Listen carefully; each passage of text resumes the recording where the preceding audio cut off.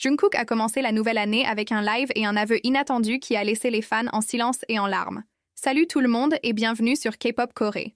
Avant de continuer, on doit dire quelque chose d'abord. Cette vidéo n'est pas sur des news de dernière minute, ni sur du sensationnel, ni sur qui a su en premier. Cette vidéo parle de sentiments qu'on ne peut pas résumer. Si vous regardez en faisant autre chose, c'est bon. Mais si vous pouvez, arrêtez-vous un instant, restez en silence, écoutez calmement. Parce que ce que Jungkook a fait au début de cette année n'est pas quelque chose qu'on ressent à vitesse normale. Le nouvel an est souvent vu comme une ligne de départ. Tout le monde est forcé de courir, d'être optimiste, d'être fort, mais tout le monde ne commence pas l'année avec la même énergie. Et peut-être que Jungkook comprend ça mieux que n'importe qui d'autre. Alors que le monde était encore plein des échos des feux d'artifice, Jungkook a choisi quelque chose de simple. Un écran, une caméra, une chaise, sans scène, sans distance, sans lumières aveuglantes, juste lui et des millions d'yeux qui regardent avec le même sentiment. Est-ce qu'il va vraiment bien? Quand le live a commencé, beaucoup de fans ont remarqué quelque chose de petit, mais très important. Jungkook n'essayait pas d'avoir l'air parfait. Les cheveux simples, l'expression calme, les mouvements lents. Il n'est pas arrivé comme un symbole, il est arrivé comme un être humain. Et à ce moment, l'émotion a commencé à agir sans demander la permission. Les quelques secondes de silence au début du live sont devenues un symbole puissant, parce que le silence de Jungkook n'était pas vide, c'était de l'espace. De l'espace pour qu'il respire, de l'espace pour que les fans ressentent, de l'espace pour que la nouvelle année commence sans pression. Quand il a finalement parlé, ses phrases n'étaient en pas longues, mais chaque mot semblait soigneusement choisi, comme s'il ne voulait pas qu'aucun d'eux devienne un poids pour ceux qui écoutaient. Il a parlé du temps, de comment le temps ne guérit pas toujours, mais enseigne, de comment être fort ne veut pas toujours dire ne jamais se sentir fatigué. Et à ce moment, beaucoup de fans ont compris que ce n'était pas du divertissement, c'était de l'honnêteté. Puis est venu l'aveu, pas sous forme de grandes déclarations, ni avec des mots dramatiques. Il a admis qu'il y a des jours où il se sent vide, pas triste, pas en colère, vide. Et pour beaucoup de gens, ça a été le mot le plus douloureux de tous. Parce que le vide signifie ne pas savoir ce qu'on devrait ressentir. Il a dit que parfois il sent qu'il doit aller bien tout le temps. Pas parce que quelqu'un l'exige, mais parce qu'il le veut, pour protéger les fans de l'inquiétude, pour protéger les gens qui l'aiment. Et c'est là que le rôle d'idole et le rôle d'être humain se heurtent. Jungkook n'est pas entré dans les détails, n'a pas exposé ses blessures, mais chaque pause dans son discours disait plus que des mots ne pourraient jamais dire. Il y a des luttes qu'on ne peut pas expliquer. Il y a des sentiments qu'on ne peut que ressentir. Et les fans ont compris sans avoir besoin d'explications. Le chat n'était plus rempli de cris. À la place, sont apparus des messages silencieux et sincères. On est là. Tu n'es pas seul. C'est normal d'être fatigué. Et peut-être que ça a été le moment le plus beau du live. Pas Jungkook qui réconforte les fans, mais les fans qui peuvent enfin réconforter Jungkook. Après, il a parlé du sens d'être ensemble. Pas l'ensemble des concerts, ni celui des grands écrans, mais l'être ensemble dans le silence, dans l'attente, dans la confiance. Il a dit qu'il sent que l'ARMY grandit avec lui, que les fans ne regardent pas seulement son parcours, mais en font partie.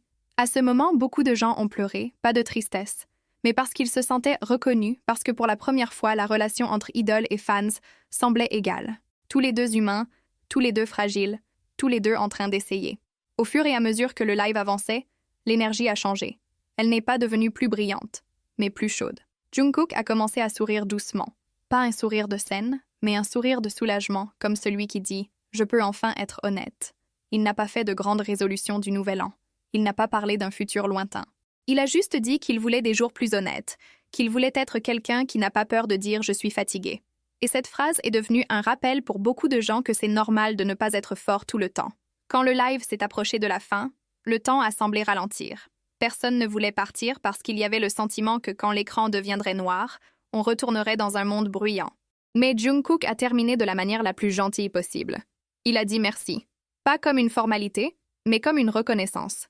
Quand l'écran est finalement devenu noir, beaucoup de fans sont restés assis en silence, sans bouger, parce que quelque chose était resté là. Pas de la tristesse, pas du bonheur, mais du calme. Et peut-être que c'est le genre de début dont on avait vraiment besoin. Pas parfait, mais honnête. Pas bruyant, mais significatif. Si vous êtes arrivé jusqu'ici, ça veut dire une chose, cette histoire vous a touché. Et si Jungkook a eu le courage d'être honnête devant le monde, alors vous non plus vous n'êtes pas seul dans votre lutte. Et quand tout s'est terminé, ce n'est pas le silence qui est resté le plus fort, c'était le ressenti. Un ressenti difficile à expliquer, mais impossible à ignorer. Quelque chose entre soulagement et réconfort. Comme si pendant quelques minutes, le monde avait baissé le volume et permis à tous de respirer ensemble. Il n'y a pas eu d'adieu dramatique, ni de promesses grandioses, juste la certitude que quelque chose de vrai avait été partagé. Et les vérités, quand elles sont dites avec soin, ne pèsent pas, elles libèrent. Jungkook n'a pas essayé d'enseigner quoi que ce soit, n'a pas essayé d'être un exemple, n'a pas essayé de sauver personne, il a juste existé, et ça en soi a suffi pour toucher des millions de personnes qui essayent aussi d'exister du mieux qu'elles peuvent. Peut-être que l'impact de ce live n'est pas dans ce qui a été dit, mais dans ce qu'on a été autorisé à ressentir. Pour la première fois depuis longtemps, il n'y avait pas d'exigence de bonheur immédiat, ni d'obligation de force constante. Il y avait de l'espace pour des pauses, pour des doutes, pour des jours nuageux, et ça a fait que beaucoup ont réalisé quelque chose d'important. Personne n'a besoin d'arriver entier au début d'une nouvelle année. Parfois, arriver suffit déjà. Pendant que les heures passaient après la fin, les réseaux continuaient de bouger, mais d'une manière différente. Moins de bruit, plus de soins, moins d'idolâtrie, plus d'empathie. Les gens partageaient comment ils se sentaient vus, compris, moins seuls, pas parce que quelqu'un a offert des réponses, mais parce que quelqu'un a eu le courage d'admettre qu'il ne les a pas non plus. Et peut-être que c'est ça le plus grand cadeau que Jungkook a laissé en ce début d'année. La permission de ne pas savoir, de ne pas aller bien tous les jours, d'admettre la fatigue sans culpabilité.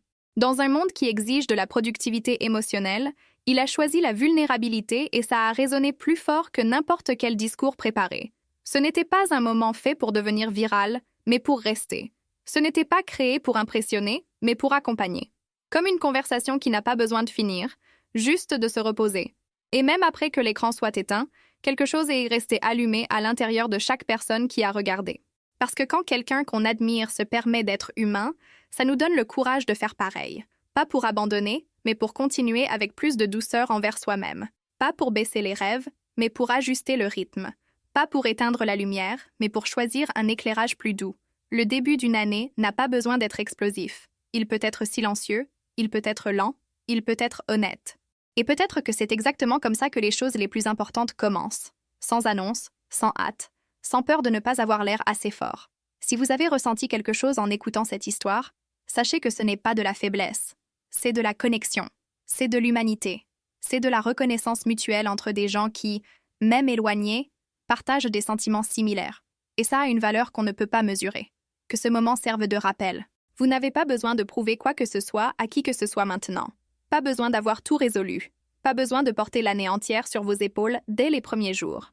Marchez, faites des pauses, respirez et continuez à votre rythme parce que parfois le vrai recommencement n'est pas d'en faire plus. C'est de se sentir mieux. Merci d'être resté jusqu'ici. Merci d'avoir écouté avec attention, avec sensibilité, avec le cœur ouvert. On se retrouve dans la prochaine histoire. D'ici là, prenez soin de vous.